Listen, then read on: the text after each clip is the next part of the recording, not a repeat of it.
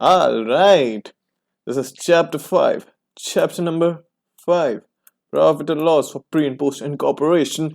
Lecture number 1. And in the series of lectures, it's lecture number 33. Yeah, it's lecture number 33.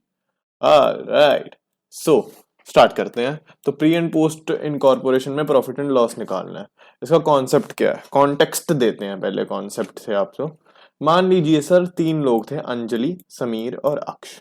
ये तीनों ने एक running business को acquire करने का सोचा और इन्होंने सोचा कि इस रनिंग बिजनेस को एक्वायर करके हम तीनों एज अ कंपनी बिजनेस करेंगे, ये इन लोगों ने सोचा। अब जो वो रनिंग बिजनेस है it's not a company, it's a proprietorship और अ फर्म, पार्टनरशिप फर्म वगैरह कुछ भी, या तो प्रोप्राइटरशिप या फर्म होगी। तो ये तीनों ने सोचा कि हम इस बिजनेस को एक्वायर करेंगे और एज अ कंपनी इसको रन करेंगे। अभी दिक्कत क्या है प्रोप्राइटरशिप फॉर्मुलेट करने में और पार्टनरशिप फर्म बनाने में? टाइम नहीं लगता है इतना।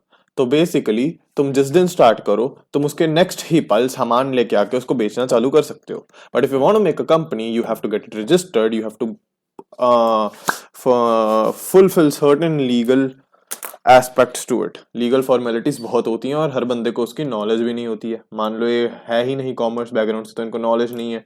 तो सीए हायर करो, कंसल्टेंसी लो, प्रोसीजर्स करो। इतने में अगर ये जो रनिंग बिजनेस है जिस भी बंदे से इन लोगों ने परचेज करना है ये सेल आउट हो गया या बहुत लेट हो गए भाई शुरू करते करते, इतने में किसी और ने ऐसा कुछ कर लिया, तो इनका तो प्लान फेल हो जाएगा। पर क्योंकि अभी कंपनी एग्जिस्टेंस में ही नहीं आई है, they can't even purchase that business on the name of the company, right, because ये कंपनी एग्जिस्टेंस में नहीं है। तो क्या करें सर?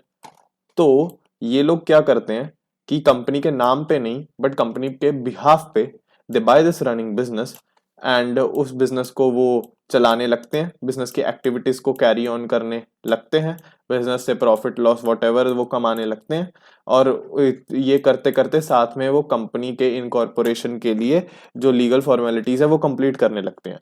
और जब कंपनी फॉर्मुलेट हो जाती है तो जो भी यहाँ पे प्रॉफिट एंड लॉस या जो भी अकाउंटिंग थी या जो इस बिजनेस को कंपनी के नाम पे ट्रांसफर करते हैं और जो प्रॉफिट एंड लॉस था वो भी कंपनी को ट्रांसफर कर दिया जाता है। ठीक है, बेसिकली ये होता है। तो डेट ऑफ एक्विजिशन क्या होता है? डेट ऑफ एक्विजिशन वो डेट होता है जब इन लोगों ने ये बिजनेस परचेज किया, और डेट ऑफ इनकॉर्पोरेशन वो होता है जिस दिन कंपनी इनकॉर्पोरेट हो गई। और उसके बीच का जो पीरियड होता है उसको अपन प्री पीरियड बोलते हैं, प्री इनकॉर्पोरेशन पीरियड। और इनकॉर्पोरेशन के बाद वाले को क्या बोलेंगे? Obviously post incorporation period. All right. तो जैसे जो प्री पीरियड होगा जब कंपनी एग्जिस्टेंस में नहीं थी but we purchase the running proprietorship और द रनिंग पार्टनरशिप फॉर्म वाला business, not in the name of company but on the behalf of company. तो जो भी उसमें प्रॉफिट और लॉस होगा उसको अपन को क्या ट्रीट करेंगे? We will treat it as a capital nature. All right. And वो अगर प्रॉफिट होगा then you will transfer the profits to capital reserve के क्रेडिट में। ठीक है, प्री इनकॉर्पोरेशन प्रॉफिट बोलते हैं जिसको। और अगर लॉस हुआ तो आप गुडविल अकाउंट में करोगे डेबिट उसको, या फिर loss prior to incorporation account बोल लो उसको और उसको डेबिट कर दो। तो लॉस का ये करना है, बेसिकली गुडविल यूज करेंगे या loss prior to incorporation, but mostly goodwill use करेंगे। तो ये प्री पीरियड का ट्रीटमेंट है। पोस्ट पीरियड का वही होगा। पोस्ट पीरियड में जब बिजनेस कंटिन्यू रहता है तो वो इन the name of company continue रहता है, बिहाफ पे नहीं, बिकॉज कंपनी एग्जिस्टेंस में आ चुकी है। जो प्रॉफिट एंड लॉस है कंपनी का वो ऑब्वियसली रेवेन्यू नेचर का होगा, तो प्रॉफिट होगा नेट प्रॉफिट, लॉस होगा नेट लॉस, तो पीएनएल अकाउंट में जाएगा ना डायरेक्ट, रेवेन्यू नेचर का होगा। समझ रहे हो? And end of financial year वगैरह वगैरह कुछ नहीं है। तो ये कॉन्सेप्ट समझ आ चुका है अपने को। So we acquire a running business that is a firm और अ प्रोप्राइटरशिप। कंपनी नहीं हो सकती है वो रनिंग बिजनेस बिकॉज वो अमेलगामेशन के अंडर आ जाएगा। देन यू प्री जो इनकॉर्पोरेशन से पहले के पीरियड के प्रॉफिट और लॉस हो गए उसका ट्रीटमेंट कैपिटल नेचर में, कैपिटल रिजर्व को क्रेडिट, गुडविल अकाउंट को डेबिट, पोस्ट पीरियड का रेवेन्यू नेचर पीएनएल में जाएगा। उसके बाद अपन इस चैप्टर में क्या करने वाले हैं? इस चैप्टर में क्या होगा, क्वेश्चन में आपको जॉइंटली जो रेवेन्यू होगा और एक्सपेंसेस होगा वो गिवन होंगे प्री पीरियड के पोस्ट पीरियड के, मतलब मिक्स एंड मैच होगा, मिक्स करके आपको सब एक्सपेंसेस दिए होंगे। ठीक है, मिक्स करके दिए होंगे और आपको उनको बाइफरकेट करके प्री पीरियड और पोस्ट पीरियड का जो प्रॉफिट और लॉस है वो अलग अलग निकालना है, जो प्रॉफिट या लॉस आएगा, और उसका जो ये ट्रीटमेंट है कैपिटल नेचर और ये रेवेन्यू नेचर, इनमें बाइफरकेट करके आपको देना है। ये करना है इस चैप्टर में, ठीक है। और अभी इसके डिटेल में नहीं जा रहे कि गुडविल में क्यों डेबिट करते हैं, इसका सिंपल सा एक लॉजिक शॉर्ट वाला सुन लो।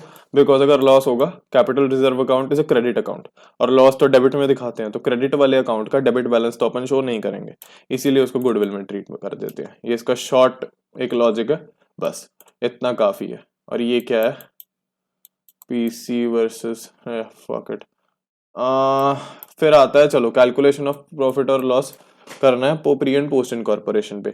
इसके प्रोसेस की बात करेंगे कि अपन जब भी क्वेश्चन आएगा तो क्या प्रोसीजर से अपन के क्वेश्चन के स्टेप्स क्या होने चाहिए, उसकी बात करेंगे। फर्स्ट स्टेप में अपन क्या करेंगे, we will identify which is pre period and which is post period, कि कितने कितने मंथ्स का है।